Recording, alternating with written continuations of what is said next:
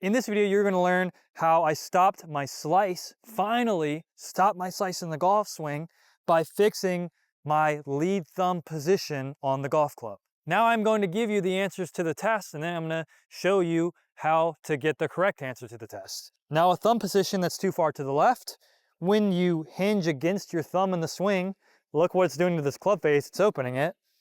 And so then if you don't square the club in time, you have an open club face. And so when the club face is pointing right of the path, the ball curves to the right. And then what about a thumb position that's too far to the right? I thought that closes the club face, Nate, right? Wouldn't that make me hook it? No, I'll show you why not. So we don't want our thumb position too far left or too far right. We want the perfect spot right in the middle, and I'm gonna show you how to do that. So this is with a thumb position too far to the left. The club rolls open, and then I'll twist the club back in time, and look how open that club face is. So a thumb that's too far to the left makes you roll the club open, and then you don't square it back up in time. Now, why does a thumb that's too far to the right cause a slice? This is too far left, and this is gonna be too far right. We want our thumb where you put it up and down, right in the middle, where you hinge it and it's in a good spot. So too far to the right, you're gonna see, even though theoretically that's gonna close the club face on the way back, let's look at why that can cause a slice too. So when we hinge the club like this, the club wants to go to the sky.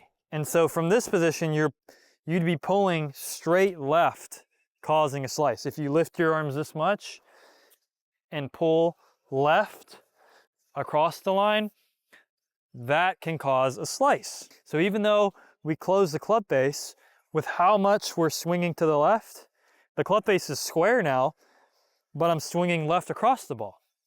So a thumb position that's too far to the right on the club, if you're a righty, when you hinge the wrist like this, makes your arms raise up and your arm doesn't stay tucked in. Instead, it's up here.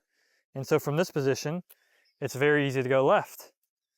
Down here, you swing more around you down the target line. So what's a quick way to see exactly how we can put our lead thumb on the club so that we can swing around us and not lift our arms, and the club face can square up when we're hitting the ball? So what I want you to do is actually take your thumb off the club. So take your thumb off the club and swing it around you. Swing this club around you, just like this. Around you. And so now what I want you to do is at the top of the swing, stop the club, and now repeatedly put your thumb on. So I'm going boom, boom, boom, boom. And what you'll see is your thumb will be in a really good spot where you can hinge up against it, and you can still swing around you, but the club face didn't open. And that is how I prevented my slice, because my thumb, I didn't have the too far right issue. I had my thumb being too far left on the club, which caused my club face to open, and I never could get it back to square. But you could have the other issue with it being too far to the right, and then you lift your arms up and then cut across the ball. If you found this video helpful, please consider liking, commenting, and subscribing, as that would really help me out. What you learned in this video is part of Fundamental 1, which is setting up on your unique swing plane. It's part of the grip that I teach in my single plane swing course at manningolf.com, so go check that out. That is linked in the description of this video.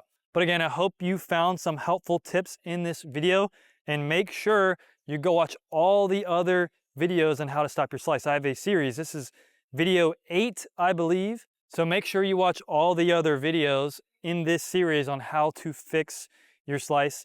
This is video 8 of a 19 video series on how I stop my slice. So make sure you go check out all the other videos on my channel and hit that subscribe button if you haven't already. But again, I hope you found some helpful tips in this video, and I hope the rest of your day goes well.